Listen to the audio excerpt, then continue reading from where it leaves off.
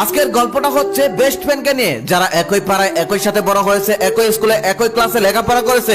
একটি মনোযোগ দিয়ে শোনেন, আমাদের প্রত্যেকের জীবনে এমন একটা হলেও বন্ধু আছে, দুজনের প্রতিদিন কথা না হলে দিন কাটতো না।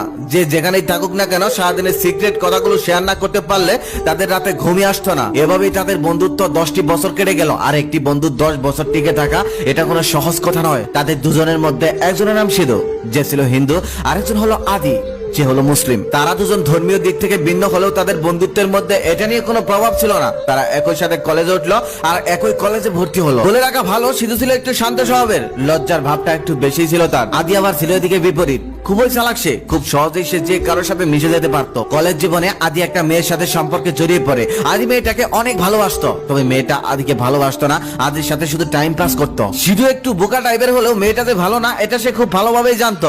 কিন্তু আদি তাকে অনেক ভালোবাসতো বলে এই ব্যাপারে সে কখনোই কিছু বলতো না। একদিন বিকেল বেলা সিধু দেখতে পেল সেই মেয়েটি একটি পার্কে অন্য একটি ছেলের সাথে হাত ধরে বসে আছে। এমন ভাবে বসে আছে দেখেই মনে হচ্ছে ওখানে স্বামী স্ত্রী বসে আছে। তারপর সিধু দৌড়ে চলে গেল আদির বাসায়। আর সেখানে যাওয়ার পর সমস্ত ঘটনা খুলে বলল। সমস্ত ঘটনা শুনে আদি রেগে গিয়ে সিধুকে মারলো এক থাপ্পড়। থাপ্পড়টা খাওয়ার পরেও সিধু কোনো প্রতিবাদ করলো না। আস্তে করে আদির বাসা থেকে চলে আসলো আর নিজের বাসায় এসে ডায়েরিতে লিখে রাখলো সেই থাপ্পড়ের কথা, একটি ব্যাড মেমোরিজ হিসেবে। তারপর প্রায় অনেকদিন কেটে গেল, তবে তাদের মধ্যে আর কোনো যোগাযোগ হলো না। আদি মেয়েটাকে এতটাই বিশ্বাস করতো যে কিনা 10 বছরের পুরনো বন্ধুটার কথাও বিশ্বাস করলো না এবং উল্টো তাকে থাপ্পড় মারলো। কিন্তু একদিন বিকেলে আদি নিজেই দেখতে পেল সেই মেয়েটি অন্য একটি ছেলের সাথে খুব ক্লোজ ভাবে ঘুরে বেড়াচ্ছে। এটা দেখার পর তার কান্না চলে আসলো। এক পর্যায়ে কেঁদেও ফেললো, কিন্তু তার কান্নার কারণ ওই মেয়েটি ছিল না। তার কান্নার কারণ ছিল তার বন্ধুকে এই মেয়েটির জন্য সে থাপ্পড় মেরেছে। তারপর আদি দৌড়ে চলে গেল সিধুর বাড়ির সামনে। সেখানে গিয়ে দেখলো একটি স্কুল মাঠে সিধু মন খারাপ করে বসে আছে। তারপর আদি তাকে জড়িয়ে ধরে কান্না করতে লাগলো আর বলতে লাগলো, বন্ধু তুই যা বলেছিলি সবই সত্য,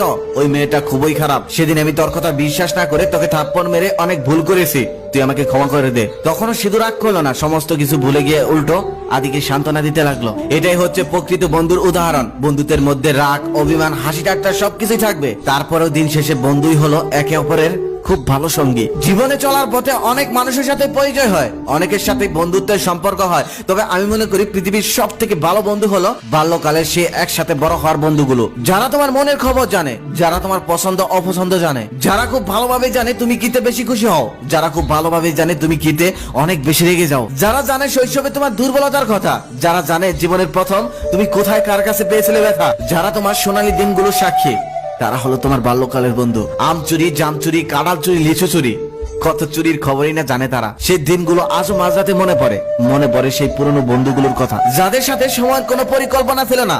এক আড্ডায় দিন কেটে যেত, বাড়ির কথা মনেই থাকতো না। তবে জীবনের ব্যস্ততার জন্য আজকে আর সেই প্রিয় মানুষগুলোর সাথে দেখা হয় না। কর্ম ব্যস্ততায় সবাই অনেক দূরে। কোনো উৎসবে হয়তো কারো কারোর সাথে দেখা হয়, তবে আর সবার সাথে দেখা হয় না। দেখা হলেও আর আগের মতো আড্ডা হয় না, কারণ এখন আর এত সময় কারো কাছে নেই, সবাই যে যার মতো ব্যস্ত। সেই শৈশবের প্রিয় বন্ধুগুলোর উদ্দেশ্যে একটাই কথা, যেখানে থাকিস, যেভাবে থাকিস, ভালো থাকিস। যদি বেঁচে থাকি আবারও দেখা হবে কোনো একদিন, হয়তোবা সেটা অনেক পরে, তবে দেখা হবে। প্রত্যেকের জীবনে শৈশবের এমন বন্ধু আছে, তবে কখনোই বলা হয়নি বন্ধু তোকে ভালোবাসি, তবে অনেক মিস করি তাদের। এই ভিডিওটা দেখতে দেখতে যদি তোমার এমন কোনো বন্ধুর কথা মনে পড়ে যায়, তাহলে শেয়ার করতে পারো সেই বন্ধুকে এই ভিডিওটা। হ্যাঁ, তোমার পক্ষ থেকে আমি তাকে বলে দিচ্ছি, অনেক ভালোবাসি বন্ধু।